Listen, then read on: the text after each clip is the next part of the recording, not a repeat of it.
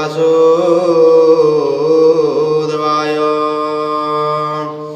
प्रणाम भक्त बंधु, आपण मानक पद पंकज रे भूमिष्ठ प्रणाम ज्ञापन करी आरंभ करने जाऊँगी आज श्रीमद् भगवत गीता पाठ। भक्त बंधु, आमे गत अध्याय पाठ करते श्रीमद् भगवत गीता पंचम अध्याय संन्यास योगर चतुर्थ श्लोक पर्यंत पाठ करते।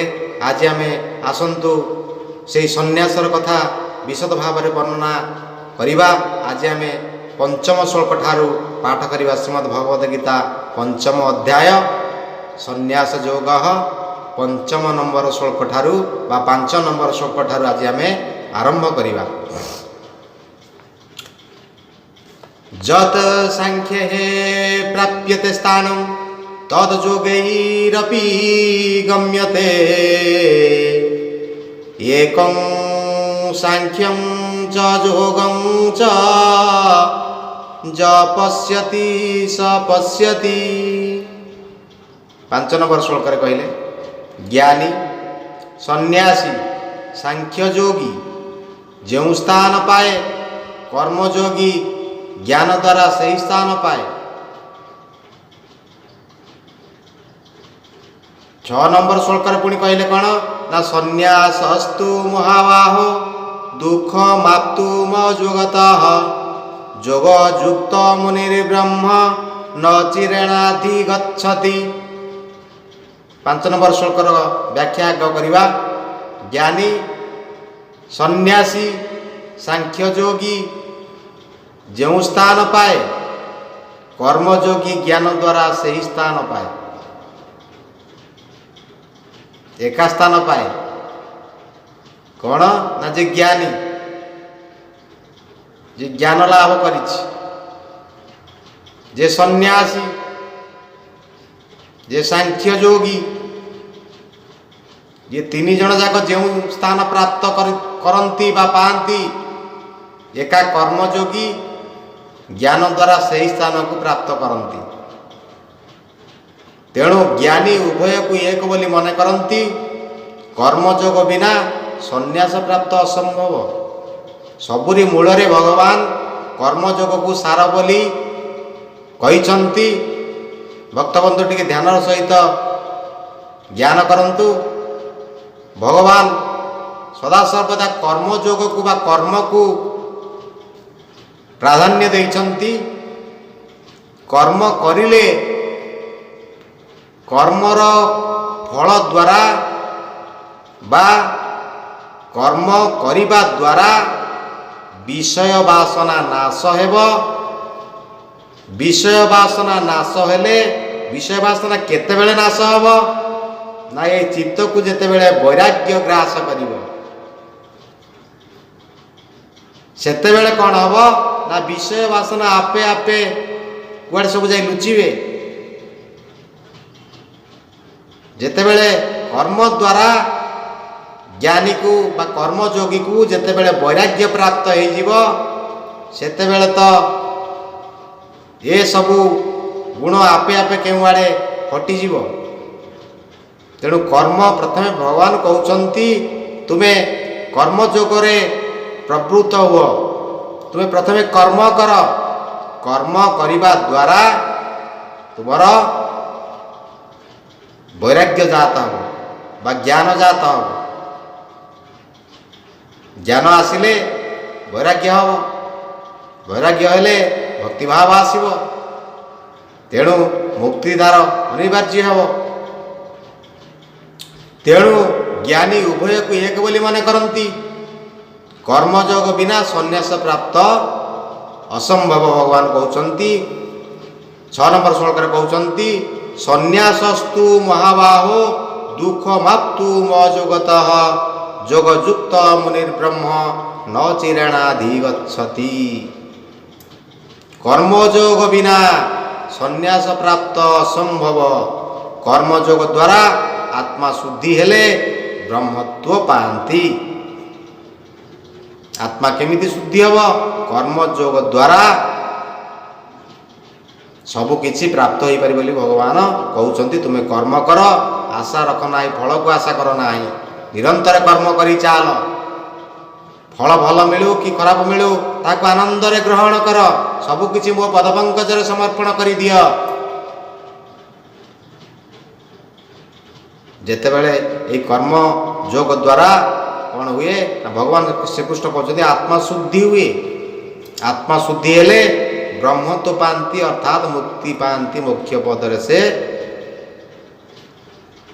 बास कर मोक्ष हो जाए।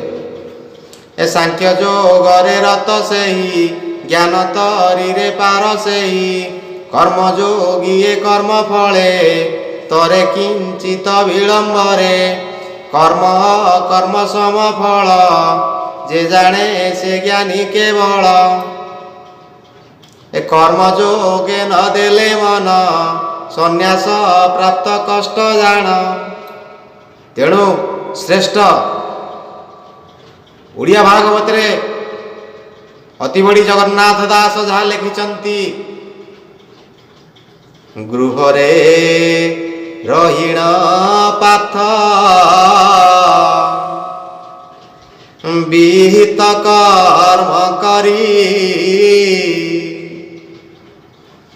सेही कर्मटिकु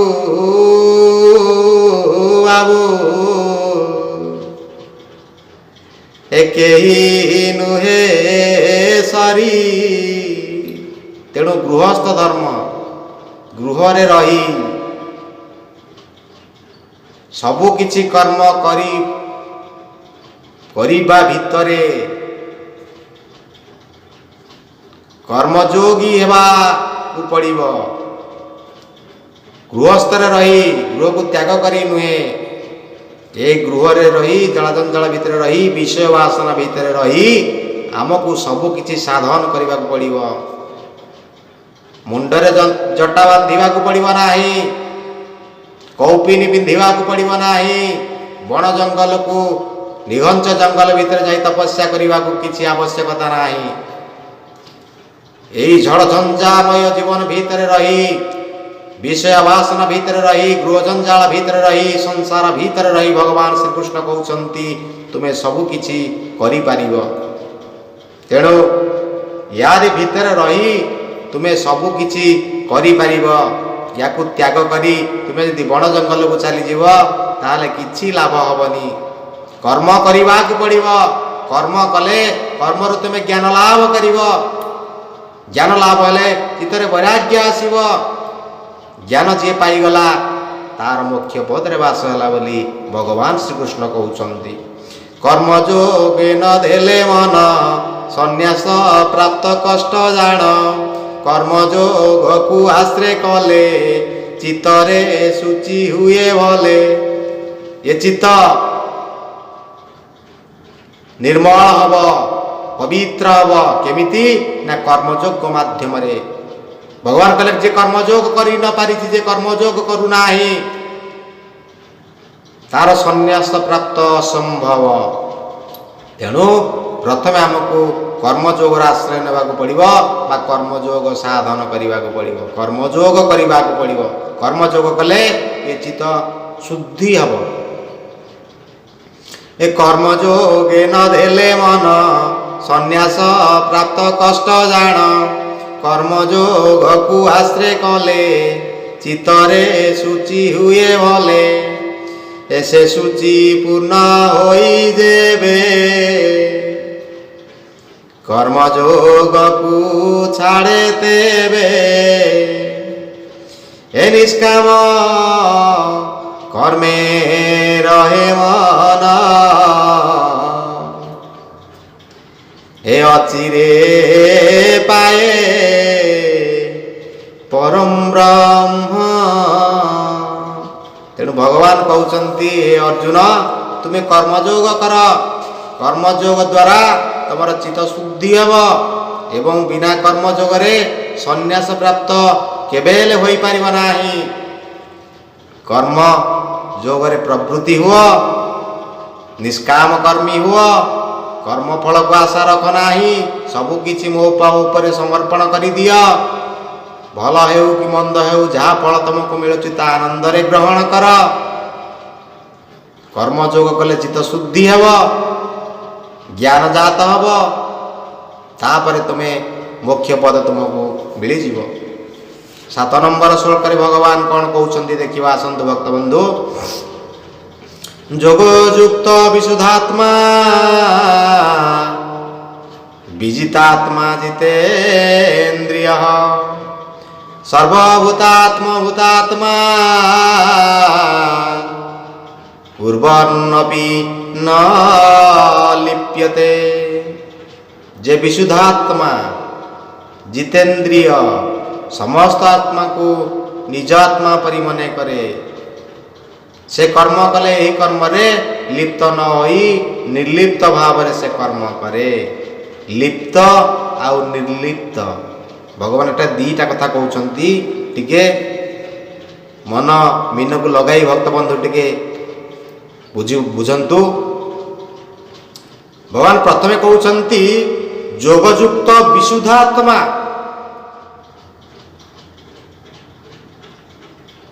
आमे पानी जेमती छाणी की पीउचे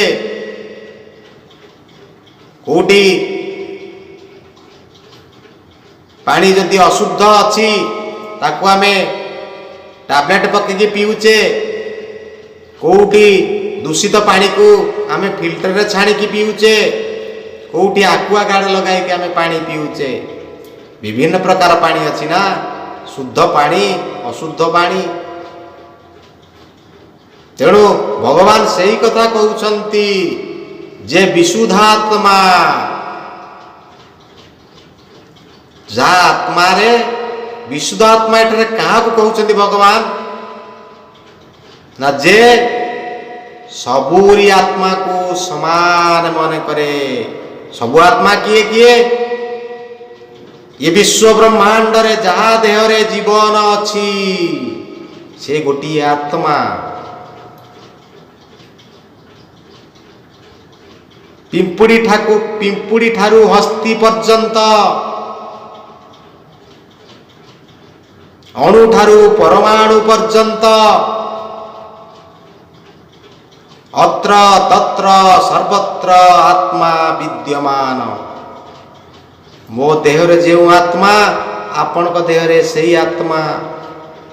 पिंपुड़ी देहरे जो आत्मा हाथी देहरे सही आत्मा।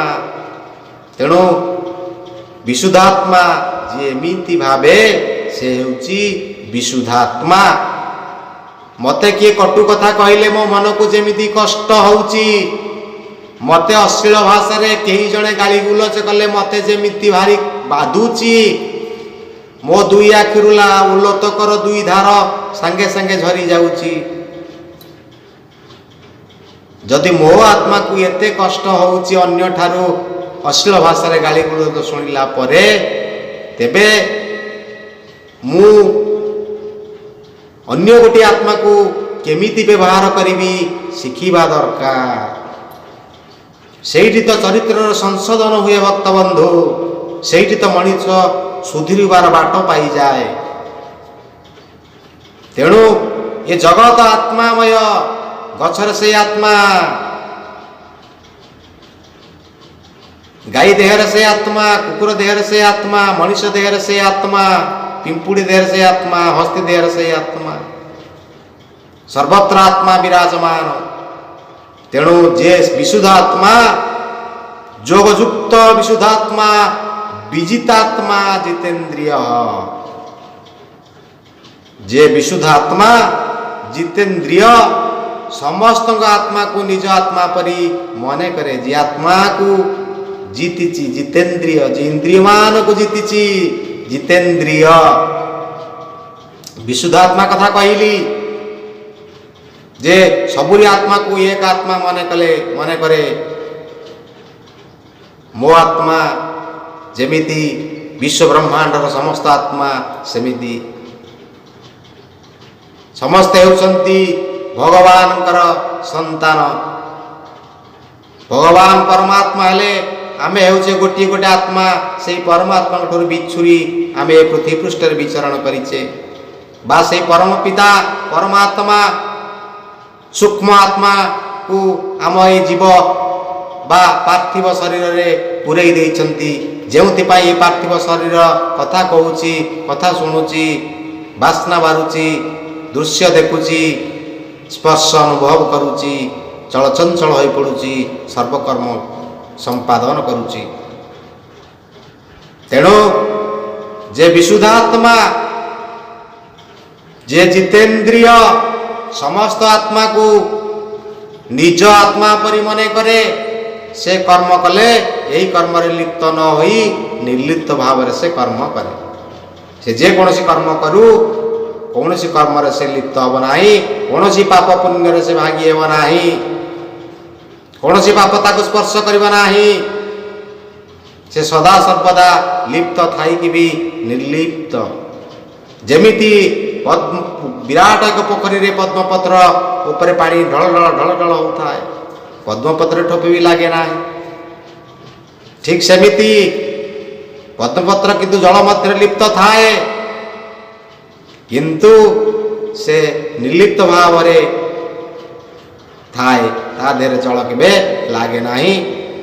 ଭଗବାନ କହୁଛନ୍ତି ଯେ ବିଶୁଦ୍ଧାତ୍ମା ଜିତେନ୍ଦ୍ରିୟ ସମସ୍ତ ଆତ୍ମାକୁ ନିଜ ଆତ୍ମା ପରି ମନେ କରେ, ସେ କର୍ମ କଲେ ଏହି କର୍ମରେ ଲିପ୍ତ ନ ହୋଇ ନିର୍ଲିପ୍ତ ଭାବରେ ସେ କର୍ମ କରେ। ଯୋଗଯୁକ୍ତ ବିଶୁଦ୍ଧାତ୍ମା ବିଜିତାତ୍ମା ଜିତେନ୍ଦ୍ରିୟ ସର୍ବଭୂତାତ୍ମ ଭୂତାତ୍ମା। ସମସ୍ତ ଆତ୍ମାକୁ ନିଜ ଆତ୍ମାରେ ଯେ ଦେଖେ ବା ସମସ୍ତ ଆତ୍ମାକୁ ନିଜ ଆତ୍ମା ପରି ମନେ କରେ, ସର୍ବଭୂତାତ୍ମ ଭୂତାତ୍ମା କୁର୍ବନ୍ନପି ନ ଲିପ୍ୟତେ। ସେ କର୍ମ କଲେ ଏହି କର୍ମରେ ଲିପ୍ତ ନ ହୋଇ ନିର୍ଲିପ୍ତ ଭାବରେ ସେ କର୍ମ କରେ। କୌଣସି କର୍ମରେ ସେ ଲିପ୍ତ ହୁଏ ନାହିଁ, କୌଣସି ପାପ ତାକୁ ସ୍ପର୍ଶ କରେ ନାହିଁ। ଯାଚିତ ଶୁଦ୍ଧ ପୂତ ହୋଇ ଦେହ ଇନ୍ଦ୍ରିୟ ବସେ ଥାଇ, ଆପଣା ଆତ୍ମା ସମାନରେ ସର୍ବ ଆତ୍ମାକୁ ଯେ ବିଚାରେ। ରଜତ ଆଦି ଗୁଣ ଶୂନ୍ୟ ନିଷ୍କାମେ ନିର୍ମଳ ଯାମନ, ମୁଖରେ ଆତ୍ମା ଅଭିମାନ ନାସିଛି ଏହି ଭାବମାନ। ପିମ୍ପୁଡ଼ି ଠାରୁ ବିଧି ଯାଏ ଚିତେ ସମାନ ମଣୁ ଥାଏ, ଏ ଜ୍ଞାନ ଲୋକ ଶିକ୍ଷା ପାଇଁ କିବା ତା ଦେହ ରକ୍ଷା ପାଇଁ। ଏ ଯଦି ବା କର୍ମ ଯୋଗ କରେ, ଏ ନ ପଡ଼େ ସେ କର୍ମ ଯୋଗରେ।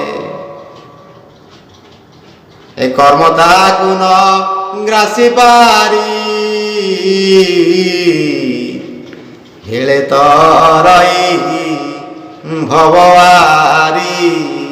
ଯେପରି ଭାବରେ କର୍ମ ଯୋଗ କରେ, କର୍ମ କରେ, ଭଗବାନ କହିଲେ ହେଳେ ତରଇ ଭବବାରୀ। ଏ ଭବରୂପକ ସାଗରକୁ ସେ ଅକ୍ଲେଶରେ ପାରି ହେଇଯାଏ, ପ୍ରାଣାନ୍ତେ ସେ ଭଗବାନଙ୍କ ଶରୀରରେ ଲୀନ ହେଇଯାଏ। ଭକ୍ତବନ୍ଧୁ, ଆଜି ଆମେ 7 ନମ୍ବର ଶ୍ଲୋକ ପର୍ଯ୍ୟନ୍ତ ପାଠ କଲେ। ଆଗାମୀ ଅଧ୍ୟାୟରେ ସେହି ସନ୍ନ୍ୟାସ ଯୋଗର 8 ନମ୍ବର ଶ୍ଲୋକ ଠାରୁ ପାଠ କରିବା। ତେବେ ଭକ୍ତବନ୍ଧୁ ଆସନ୍ତୁ ଆଜିର ଅଧ୍ୟାୟକୁ ଏଇଠାରେ ସାଙ୍ଗ କରିବା।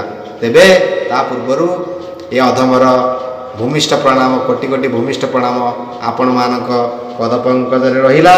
ଏବଂ ଆସନ୍ତୁ ଆମେ ସମସ୍ତେ ଏକ ହୋଇ ଯୋଡ଼ ହସ୍ତରେ ଭକ୍ତିଯୁକ୍ତ ପ୍ରଣାମ ନୈବେଦ୍ୟ ଭଗବାନ ଶ୍ରୀକୃଷ୍ଣଙ୍କ ପଦପଙ୍କଜରେ ଅର୍ପଣ ପୂର୍ବକ ଆଜିର ଶ୍ରୀମଦ୍ ଭଗବତ ଗୀତା ପାଠକୁ ଏଇଠାରେ ସାଙ୍ଗ କରିବା। ଓମ୍ ନମଃ ଭଗବତେ ବାସୁଦେବାୟ।